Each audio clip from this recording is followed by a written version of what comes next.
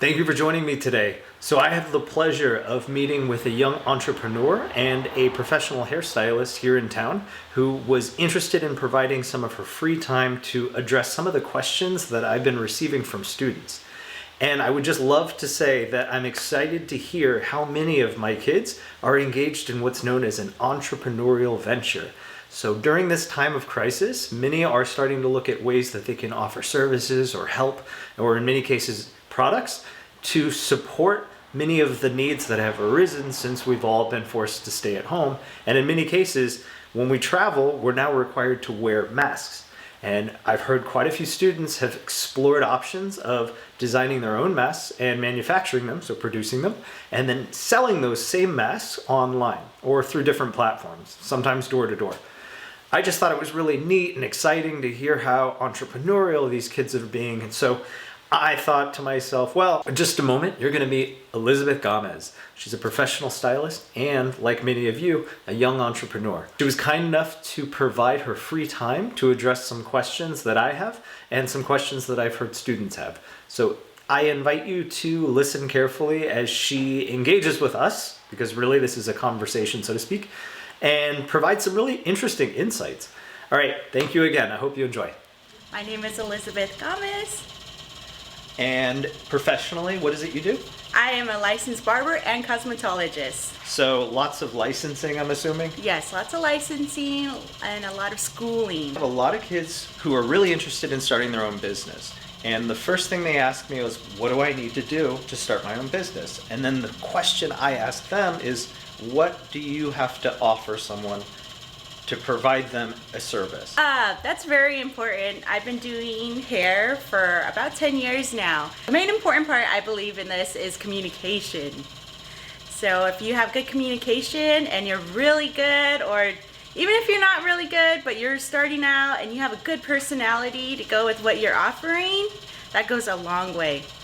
Great. And then as far as offering a skill or a service, how is it that you came upon the beauty industry, or in particular hair? Okay, so that's actually an interesting story. I have an older sister that's been licensed about, I'm gonna say close to 10 years longer than I have been. And she kind of introduced me to the beauty world. When I was in high school, I was always kind of interested in cutting my friend's hair. Not always doing the best job, but most of all having fun. And so did you know right away that the industry you wanted to go into involved hair and beauty? Not at all. At first, I had been playing piano from, I was 7 years old all the way to 16. So I always thought I was going to be a musician or a music teacher. But as I started getting more into the industry, I stayed here. I would definitely start a business for hair, whether it's coloring, cutting. I feel like people always feel the best when they have their hair done. I totally agree, and as someone who hasn't had a haircut in a while, I'm excited to go back. Knowing that your end goal is to have your own business, to be able to run it and hire people, what are some skills that you have to develop in order to achieve that goal? Definitely handling your money correctly. Saving up is very important. You can't just open up a business and have no money saved. I believe in this business, communication skill is top priority. But definitely saving money. I would believe that. It's definitely Saving money? Saving money, yeah. And as far as the practice, so your ability to cut hair and your ability to have the skill to be able to make people look beautiful and send them off into the world, what are something you recommend kids do to hone their abilities or hone their talents? Just keep practicing. When I first started cutting hair, when I first started doing hair, the first year I was terrible. I am not gonna lie, I was terrible. But after that first year, oh my goodness, it just took off. I was more confident in myself. Yeah. I was just really confident in who you are, and what you're giving to the consumer is so important.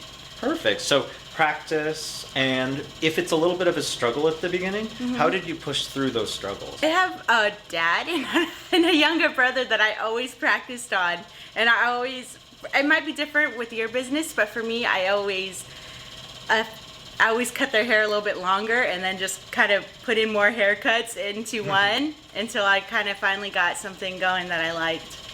Perfect. So you have the benefit of family to practice. I had the benefit of family, and like I said, in high school, I had a lot of friends that Wow. just didn't, they didn't care, Yeah. or they just wanted to have fun. We were in my mom's garage, and she's a teacher too, so she didn't come home till later. So we had just plenty of free time to have fun and just go at it. And are there any other tips or anything you'd like to say to the world regarding starting your own business or learning a new skill or so on? Yeah, definitely. Well, I'm kind of in the starting of my own business right now.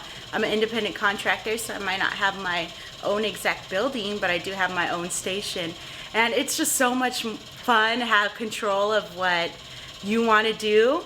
It's so much more fun just being able to express yourself and be your own boss. Awesome. Perfect. Yeah. Thank you so much for joining me today. Yeah, thanks for having me.